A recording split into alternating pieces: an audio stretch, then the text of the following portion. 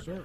On with us is Kurt Couchman. Kurt is a senior fellow in fiscal policy for the Americans for Prosperity. Kurt, good morning to you, sir. How are you? Thank you for joining us. Good morning, Paul. Thank you so much for having me. Can you hear me loud and clear, sir? Yes, I can. I don't even know where we start. I think a couple of things.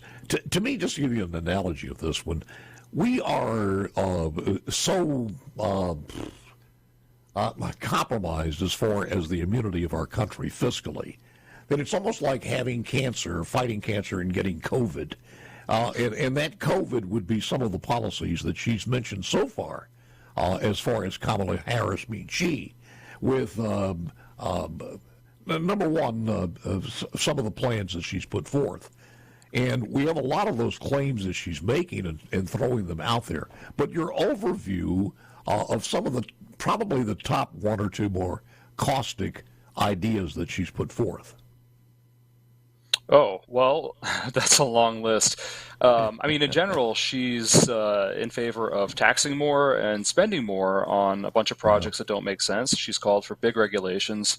One of the things that bothers me the most is this idea of so-called anti-price gouging legislation, in part because it's a dishonest attempt to distract from the fact that big spending DC politicians are what created inflation and the higher interest rates. And then there's a bunch of bad effects that would come from that if it actually were put into place. Have you ever seen anywhere in fiscal history where that's worked in this country or another country? No, not really, because the price signals that are in the market are a really important way to coordinate consumer and producer behavior so that we put resources to their best uses. So, I mean, it's hurricane season, and if there's a hurricane barreling toward the states that are on the border of the Gulf of Mexico, then you want plywood down there. You don't want me in Northern Virginia replacing my shed. That can wait. You want to get it to people that need it right now, and you also want to make it worthwhile to the producers and the railroad shippers and all those people to move the product to where it's most needed. Do you think that she actually thought, maybe was that how studied do you think was this proposal? Because she had to know that it was going to reverberate in a bad way, even with some of her supporters, certainly at the corporate level. Yeah, I mean, that's true. So this is a proposal that she's latched onto. The bill has actually been introduced by Elizabeth Warren, who's a hardcore progressive from Massachusetts. And what's interesting about it is that it would sick attorneys general in the states on businesses that are just trying to get by and serve their customers. And that means that, like a former Attorney General Kamala Harris, a bunch of ambitious prosecutors could make their names after harassing businesses because of the incredible costs that are involved in the discovery process for litigation. Many companies would settle. And what happens in that circumstance is they do these settlements that end up being slush funds for left-wing organizations. You've seen it in fair housing. You would certainly see it in this place, and it would just fund the infrastructure of the left. And I was just thinking, what a great tool for George Soros and any of his businesses that he wanted to make sure manipulated the right way to cause great stress if it helped or benefited to George Soros, who has put a lot of money into attorney generals and DAs across the country. Absolutely. Yeah, no question about that. But, I mean, the bigger point is that this is an attempt to distract from the fiscal record. You talked about the fiscal damage we're looking at. We had massive pileups in the federal debt during both of Nancy Pelosi's speakerships, around the great financial crisis and then the Great Recession, and then during COVID. She was speaker during both of those periods. And boy, the federal government just ran up debt like crazy during those times. Across presidents of both parties, the House Speaker matters a lot more for the budget. But the other dirty secret about this is that we really don't have any instances where we can identify where there is price gouging. Well, how do you define it? That's the first question. The Elizabeth Warren bill would define it as when the price increases above what it has been over, I think, the last 18 months.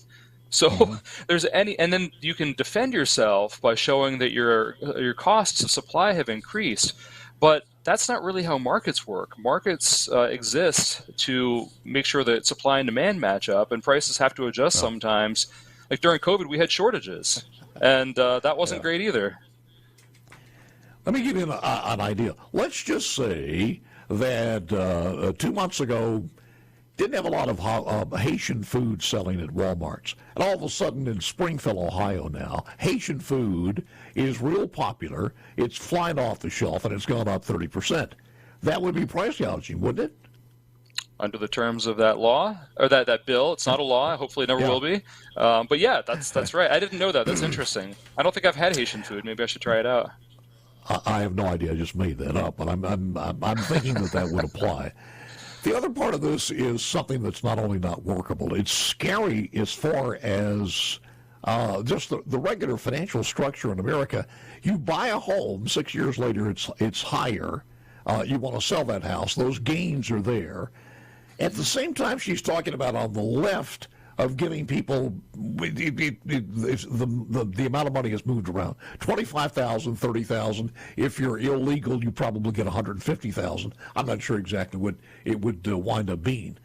But then you keep that house. The next year it appreciates. You're going to be taxed on that. That's just not a workable thing. You're not doing anything for us. Yeah, I mean, there's been a big issue in a lot of states where property values have risen because of inflation and because low interest rates for a long time. And so there really is a challenge where people are feeling squeezed by higher property taxes. The question is, what's the right way of dealing with that? California did Prop 13 in, I think it was 1978, and it has caused so many distortions in California policy. That is not a road we want to go down.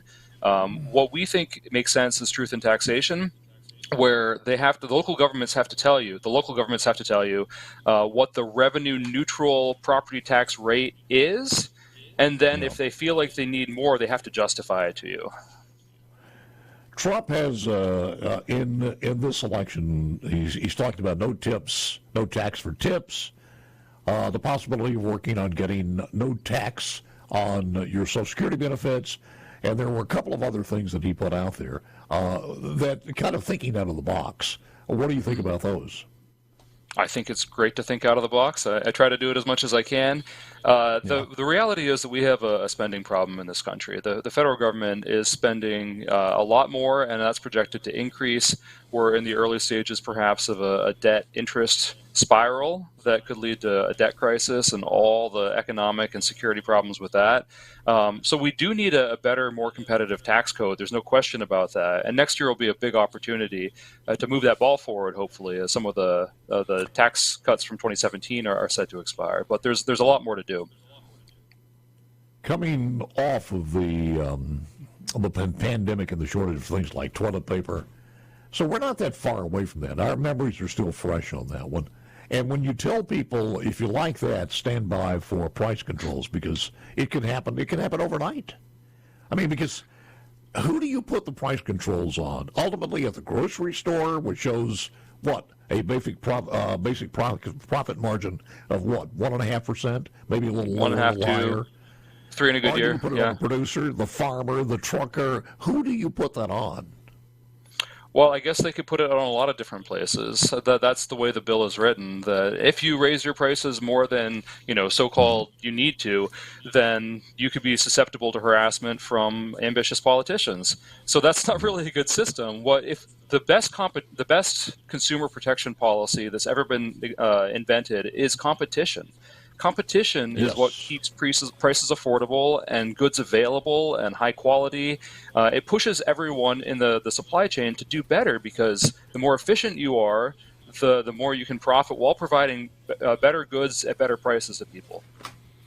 Kurt Couchman, Americans for Prosperity. Some claims that she's mentioned at some of her gatherings, and I'll let you address some of those claims. Coming up in just a moment with more.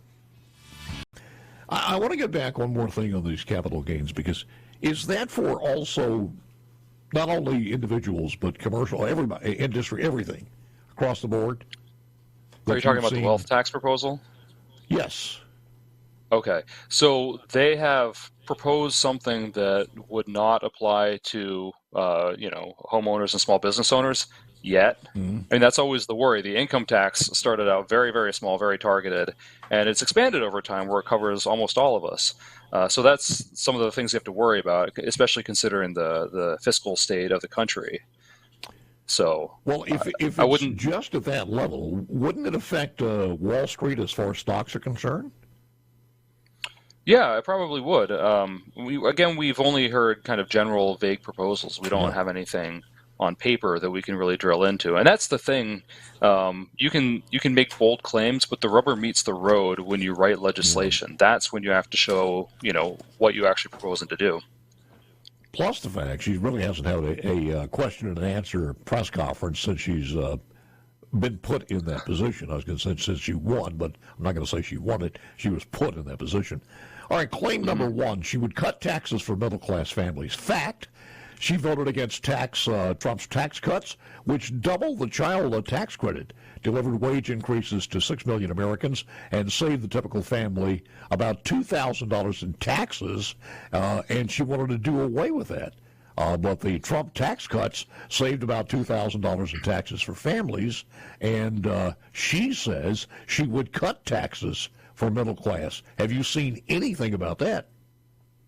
She's proposed redistribution through the tax code, like the Green New Deal stuff and the Inflation Reduction Act, but she hasn't proposed any of the kinds of rate-reducing, pro-growth tax reforms that we need.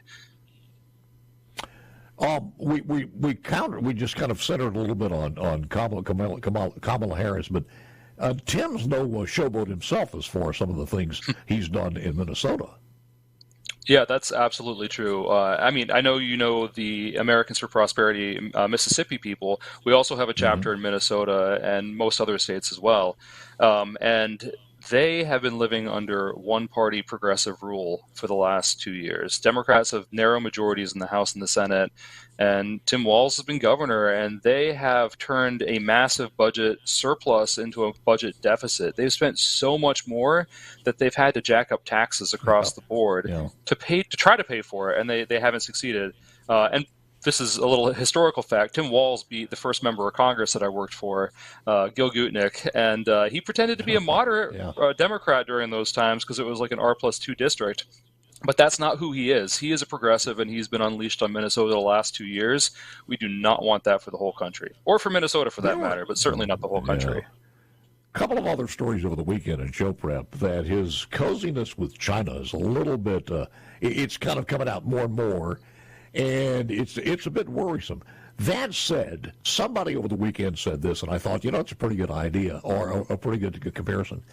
If you're looking to hire somebody as a CEO and a COO of a major corporation, you go back and you look at the qualifications of Donald Trump as an entrepreneur and also J.D. Vance compared to Walz and Kamala Harris. One coming from Minnesota, one coming from California. Both of those states are deep in debt and have the two top states are people getting the hell out of the states, leaving their states. So they haven't attributed to growth. They have attributed to failure. So when you start looking at the resume, why would you hire these two people to run this country? Yeah, I mean, when you're looking for talent, you want to hire the people that have a diversity of experiences that they can bring to bear on the job. But, we focus a lot on the presidency, and Mississippi has it has a number of fantastic members of Congress, and that's where a lot of the and that's where a lot of the deliberation and policy choices are supposed to happen. The people's representatives coming together and debating these things and figuring it out. So we've started to see a shift toward Congress. The Supreme Court has helped drive that, and a lot more of that would be healthy for the country as well. She claims she would protect Social Security and Medicare, which is a total lie because her plan to turn millions of illegals into American citizens and give them Social Security and Medicare is going to put us deeper in debt. Well, another challenge that Social Security and Medicare face is that their trust funds are expected to run out of reserves in about a decade or so.